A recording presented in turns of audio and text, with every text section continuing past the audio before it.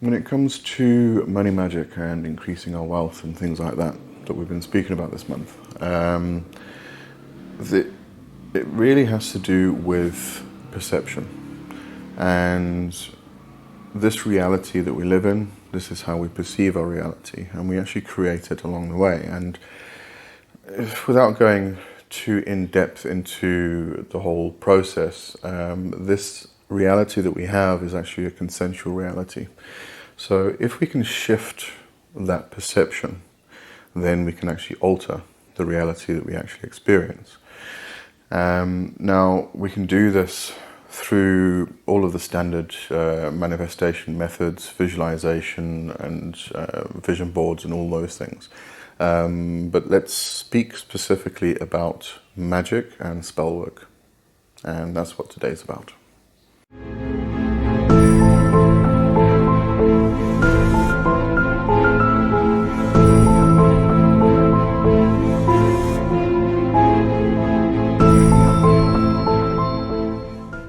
Okay, so when it comes to magic, there's lots and lots of different ways that we can actually do spell work and magic to actually help us with our finances, money magic, and our business. But I just want to discuss some of my favorite methods actually. Now, on top of the list is going to be sigils and servitors. Now, I've spoken about those extensively in the past, and if you go through my content, there are two playlists, one for servitors and one for sigil magic. So if you want to learn more about that, go and have a look at that. But there are a lot of other ways. One way is to actually do magic on yourself. And one of the easiest ways to do this is to create a puppet or a doll baby, or whatever you want to call it, voodoo doll. Some people know it as, most people know it as.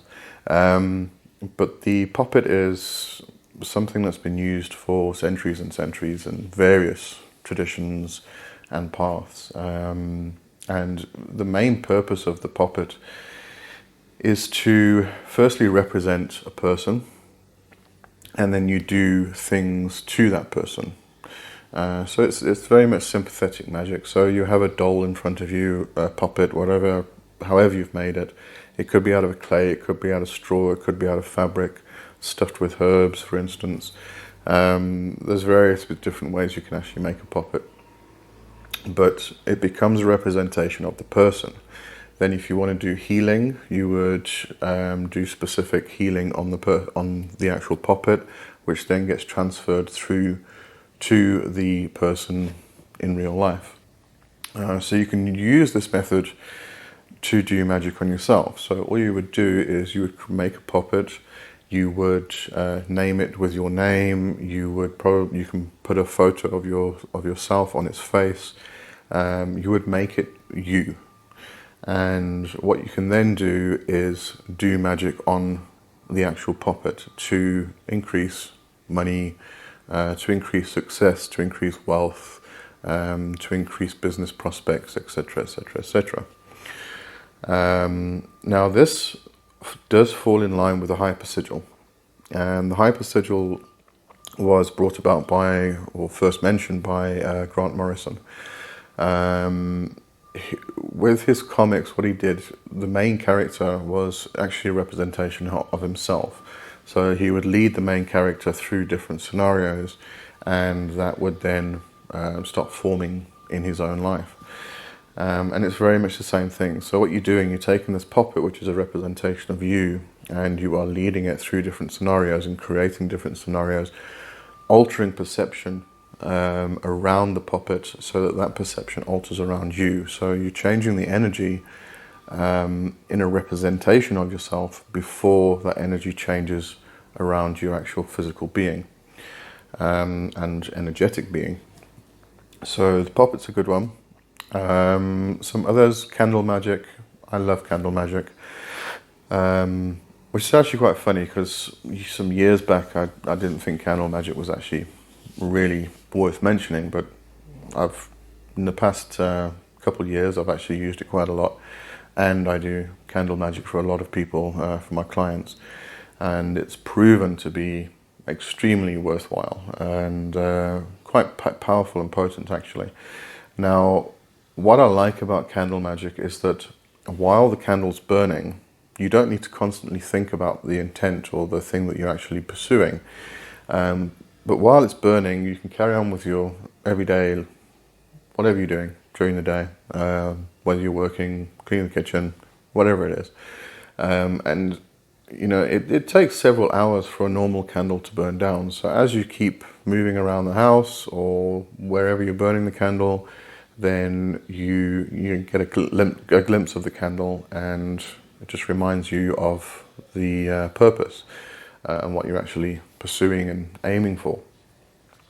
So it really is just, apart from the fact that when you start the candle magic, you are putting intent into the working itself.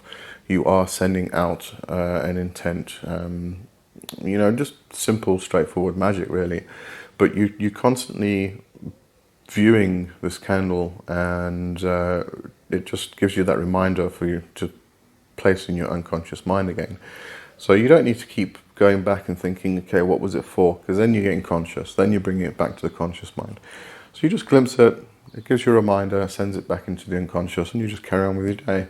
But during those hours, you are constantly repeating that pattern and that intent, and constantly repeating the process of putting that intent into the unconscious, so it reinforces it more and more. So that's actually why I enjoy candle magic.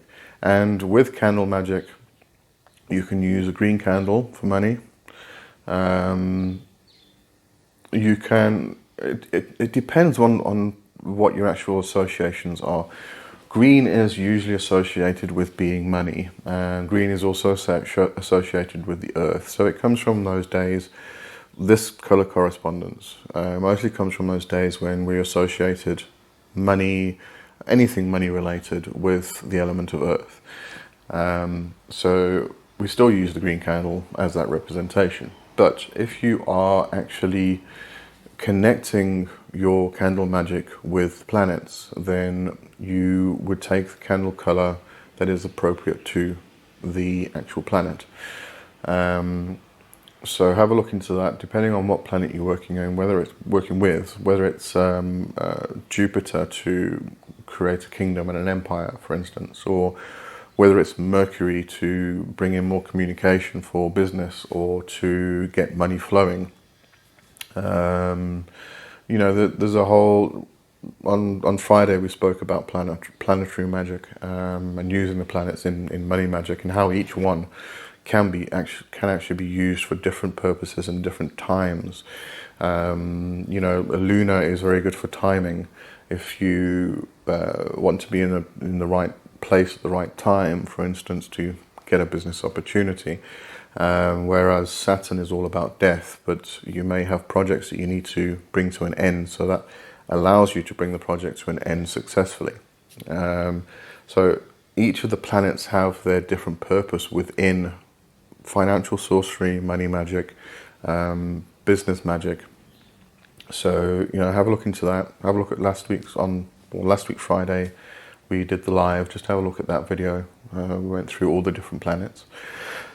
And also on Friday we spoke about the pentacles, the planetary pentacles, which can be found in the Greater Key of Solomon, and they are very potent, can be used with great success, and you can use those pentacles in a similar fashion or alongside candle magic and with candle magic. It's kind of a combination of candle magic and sigil magic, actually.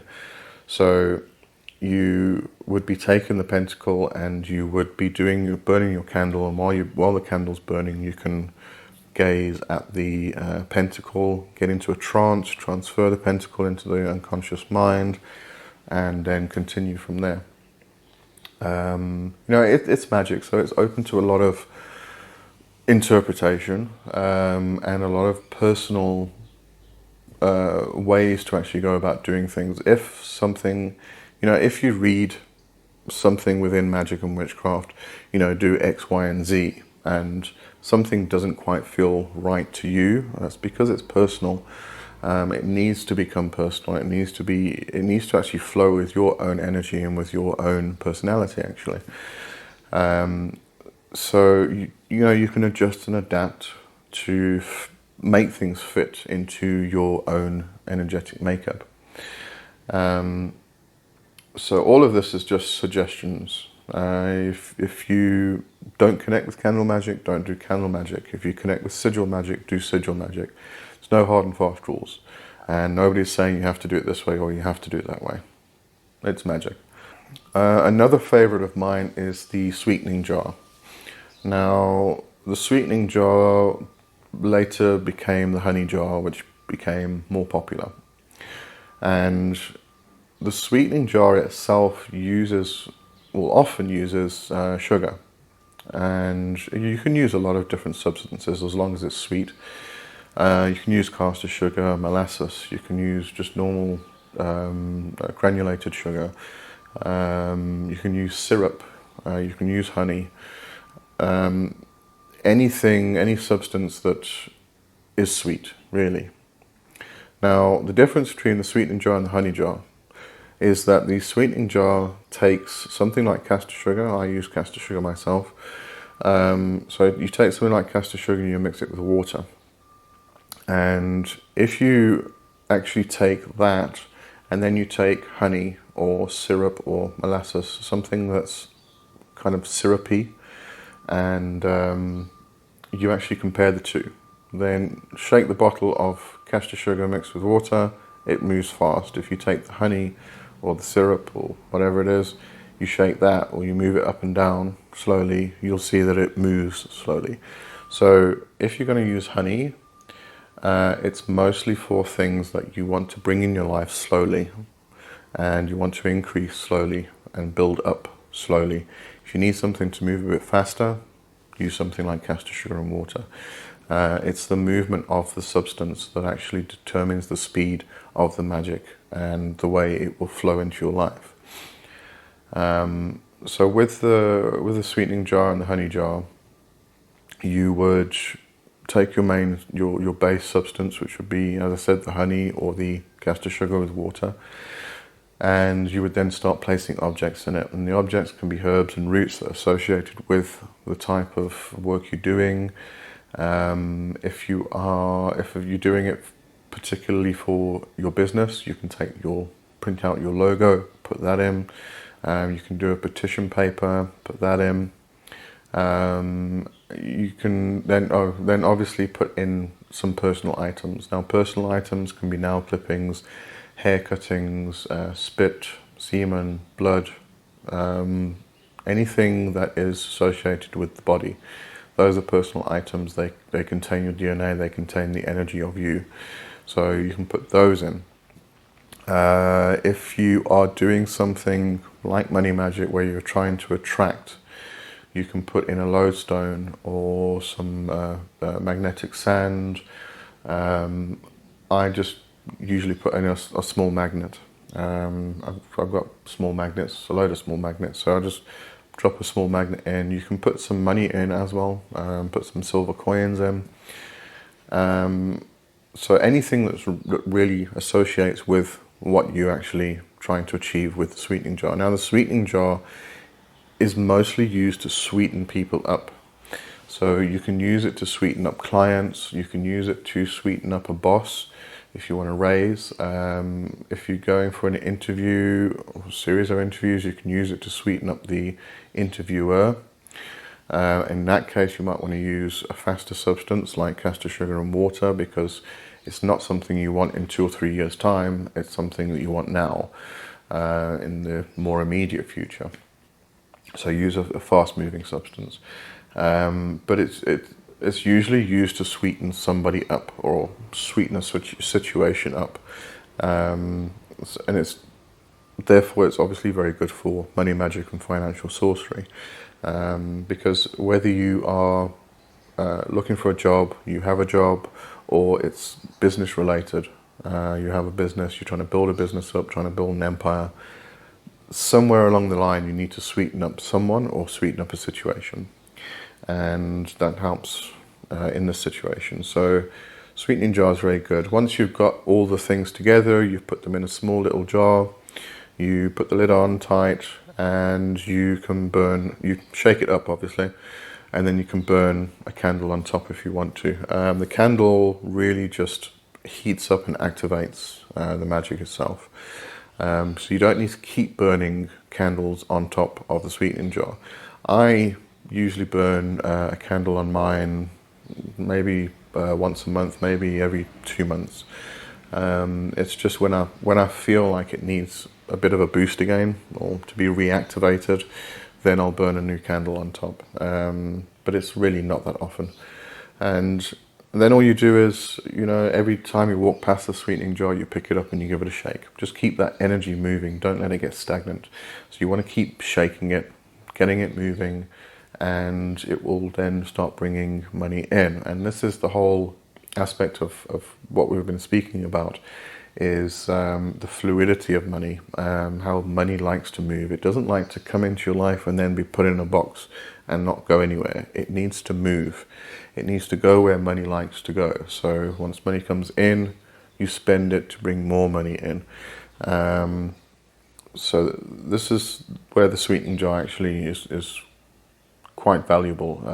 It's that whole process of picking up the sweetening jar, giving it a shake, and making sure the magic's still flowing and still moving and still fluid. So its association with the whole process of money being fluid is actually quite apt. Then we have now a couple of other things that I'm going to speak about next week is the cash book and the Jupiterian cash box. The cash book is what we started this whole month really on, because it's Damon Brand's book, which was the main reason why I'm doing this month. And the cash box comes from Financial Sorcery by Jason Miller, which is the main book that I've been focusing on this month because it's so good. So I'm going to speak about those more specifically next week. So I'm not going to go into those now. But another one of my favorites is the demons, the Goetia. I did speak on last week Tuesday, I think it was, last week Tuesday, about the Goetia demons, and went through a list of actual, some of the spirits that are actually pertain to business, money and finances, increasing your audience and things like that. So go and have a look at that video on Tuesday, last week Tuesday, if you want a bit more about that. But I just wanted to mention, when you're working with the demons, it depends on how you feel about the whole thing. Some people will go for the more ceremonial magic approach, where you are creating a circle and creating a triangle, and bringing the spirit into the triangle. Now, if you watch my videos, I take the demonologist approach. So I don't trap, bind, or anything like that. I don't force the demons. I don't threaten them. They are spirits, and if you treat them with respect, they'll treat you with respect. They're not all, teddy bears and rainbows and roses, but at least you get some respect from them if you give them respect. So that's really my approach, is the whole respect thing. But you can use the circle and the triangle with respect. The triangle would then be there to actually focus the energy. Instead of it being everywhere, you actually focus it into one point. You're not actually trapping the demon and forcing it into a place where you can then command it and threaten it and everything else. All you're doing is you're respectively pulling that energy into one point so that it is focused and more powerful. But at the same time, having the energy around you and actually envelop you is just as potent and powerful as doing that method. But obviously, as I say, it depends on you. If you're new to the whole thing, you might want to go with a bit more protection than I would, and that's fine. Just remember to have respect. Now, one thing I prefer doing when it comes to working with the demons and such spirits is, this is about money magic, and it's about finances, it's about business, and that's part of my everyday life. If it wasn't, then I'd probably be on the streets. It has to be part of your everyday life, and I don't feel like we should separate that from our spiritual and magical life, because it is all part of who we are. And when it comes to working with the demons, they become part of my everyday life. So, I'll probably make a seal, and I'll put it next to my computer where I work.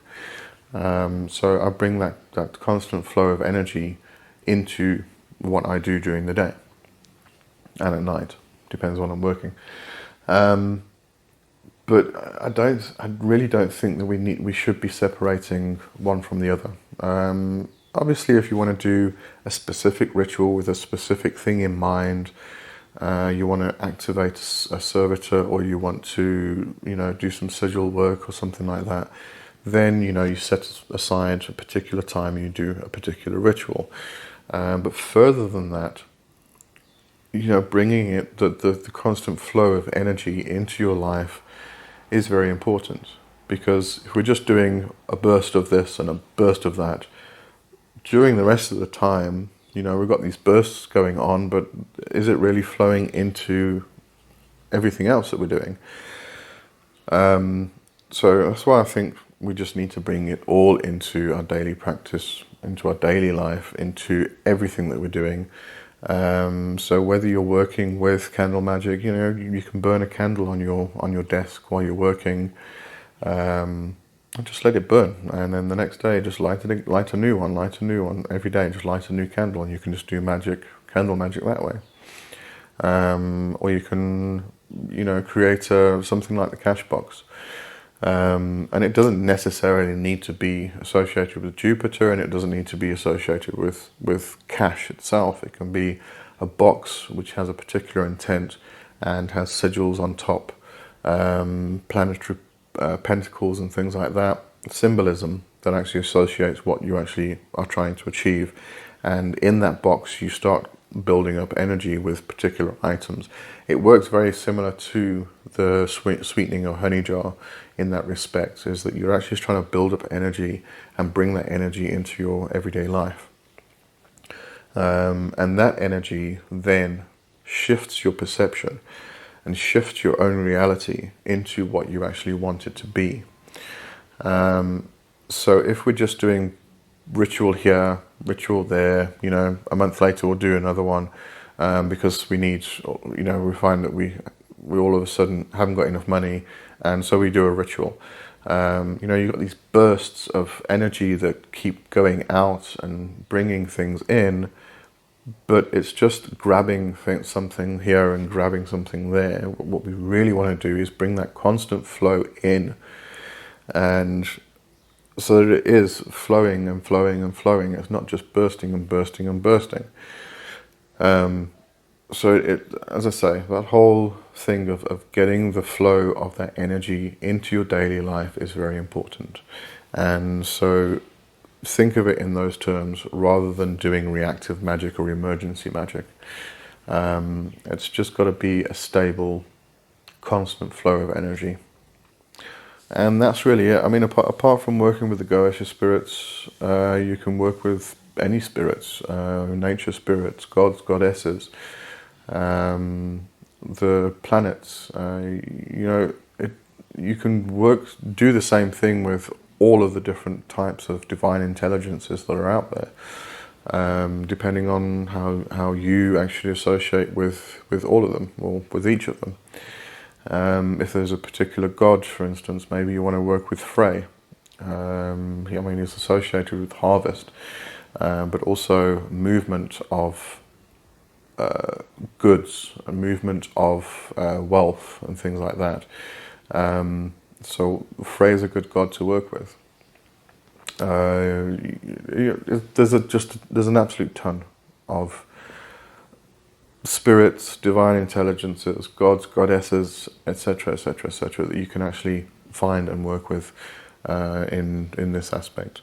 So depending on what pantheon you follow, what your approach is, what your connections are, then, go in that direction. But as I say, bring it into your life. If you need to create a little altar at your desk or behind your desk or somewhere around your office to help you with business or with your job or with work, and it won't obviously freak people out and start questioning you, and if you're at a job, get you fired, that would be a bad thing. Then, if you can create an altar, you can create altars that are completely insignificant. You can get a toy figure or something and put it on your desk and house a servitor in it, and if anybody asks, you just say it was from my kid, and I like to see it on my desk. People don't need to know what it's for. You can come up with any imaginative way of actually creating a little altar in your workspace. But anyway, so that's me for today. On Friday we are going to be doing another live, and Reverend Kai will be with me, and we are going to just speak generally about this month's topic, money magic and financial sorcery. So that's just going to be a general discussion, nothing very specific, just things that we've covered during this past month. And so hopefully I'll see you on Friday. Last Friday was fun. I enjoyed that. Lots of questions, lots of people. Looks like we're starting to build a nice community, which I enjoy. So anyway, see you on Friday. Have a good week. Cheers.